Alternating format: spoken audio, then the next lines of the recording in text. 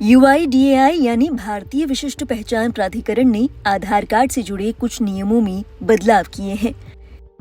इन नियमों के तहत अगर आप नया आधार कार्ड बनवाना चाहते हैं या मौजूदा आधार कार्ड में कोई जानकारी अपडेट कराना चाहते हैं तो आपको एक सिस्टमैटिक प्रोसेस से गुजरना होगा।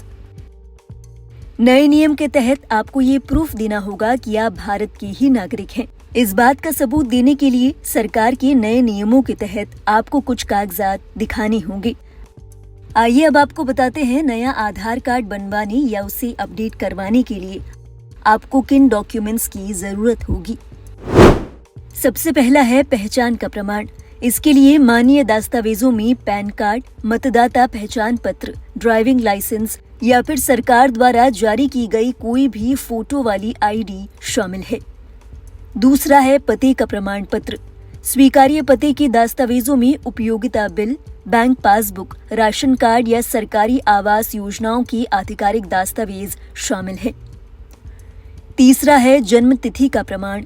जन्म तिथि सत्यापित करने के लिए जन्म प्रमाण पत्र, पासपोर्ट या फिर SSLC प्रमाण पत्र जैसे दस्तावेजों का उपयोग किया जा सकता है। चौथा है रिश्ते का प्रमाण पत्र। पारिवारिक संबंध स्थापित करने के लिए PDS यानी सार्वजनिक वितरण प्रणाली कार्ड, मनरेगा जॉब कार्ड या माता पिता के नाम वाले जन्म प्रमाण पत्र जैसे दस्तावेज स्वीकार किए जाते हैं। 5 साल से कम उम्र के बच्चों के लिए नामांकन। बता दें 5 साल से कम उम्र के बच्चों का पंजीकरण परिवार की मुखिया पद्धति का उपयोग करके या फिर व्यक्तिगत सहायक दस्तावेज जमा करके किया जा सकता है। Aim right, achieve big. At KR Mangalam University, we provide you the platform to turn your dreams into reality. At KR Mangalam University. इसी के साथ UIDAI की ओर से उन लोगों के लिए भी नया नियम लागू किया गया है जिन्हें एक से ज्यादा आधार नंबर जारी किए गए हैं। नए नियमों के अनुसार केवल बायोमेट्रिक डेटा यानी उंगलियों के निशान और आंखों की पुतलियों का स्कैन वाला पहला आधार कार्ड नंबर ही मान्य होगा। इसके अलावा उस व्यक्ति के नाम से जारी किए गए सभी नंबर अमान्य हो जाएंगे।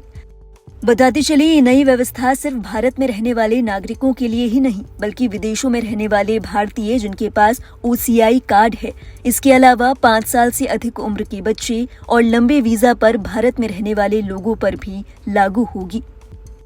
माना जा रहा है सरकार की ओर से उठाया गया ये कदम सिस्टम में धांधली रोकने के लिए उठाया गया है। गौरतलब है कई बार देखा जा चुका है कि भारतीय नागरिक न होने के बावजूद अप्रवासी आधार कार्ड रजिस्टर करवा लेते हैं। हाल ही में पहलगाम हादसे के बाद शॉर्ट टर्म वीजा पर इंडिया में रह रहे पाकिस्तानी नागरिकों को जब उनके देश वापस भेजा गया था तो ऐसी तमाम कहानियां सामने आई थी।